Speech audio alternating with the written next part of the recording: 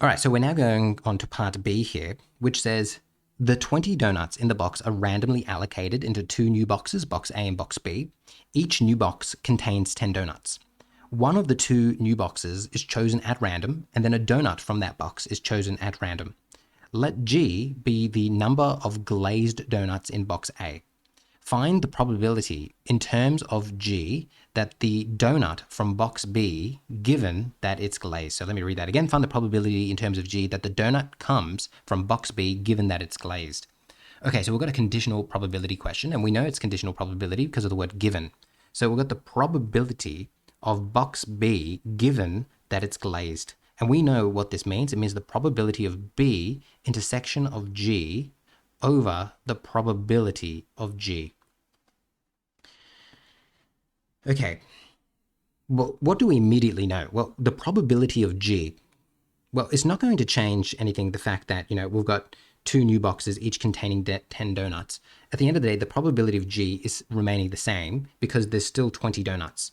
So the probability of G, if we come up here, the probability of getting G donuts out will be 6, because there are 6 glazed donuts out of 20. So it will be 6 on 20 for that. So no big surprises there. So let's just come over here and we can go 6 on 20.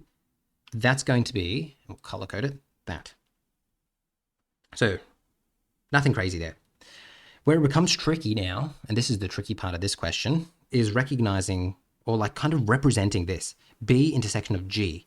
And then the fact that we're told that, let G be the number of glazed donuts in box A. That is like getting tricky. How do we represent this? I think the easiest way to represent this, there's probably other ways, but I would recommend using a probability table again. So what do I mean by this? So we have glazed or not glazed, and now we have, is it in box A or box B? And the reason why I think using a probability table is so helpful here is because we're told that each new box contains 10 donuts. So that means I've got 10 donuts here and 10 donuts there. There are a total of 20 donuts. Then you can say, well, how many glazed donuts do we have? We know that we've got 6 glazed donuts because that's just from part A. There are 6 glazed donuts, no surprises there.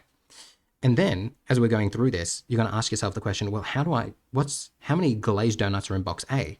Well, you're told that. You're told let G be the number of glazed donuts in box A. So G will be there. And now you need to figure out B intersection of G. Now that right there is going to be this value there. That here is B intersection of G.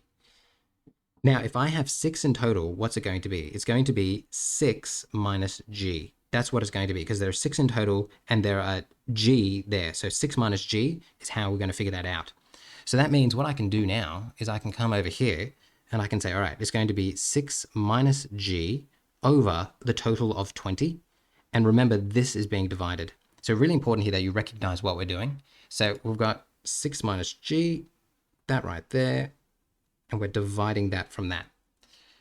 Now, my answer is in terms of G, so it's fine. It's necessary that there's a G in our answer. And now it's just a matter of using stay, change, flip. So I'm going to stay, I'm going to change, I'm going to flip. And then once we've done that, that 20 will cancel with that 20. And my final answer will be 6 minus G on 6. And that's it. That will be my answer. So a relatively tricky question there, but hopefully by recognizing the use of a probability table on both sections, in both A and part B, you can answer this question relatively easily.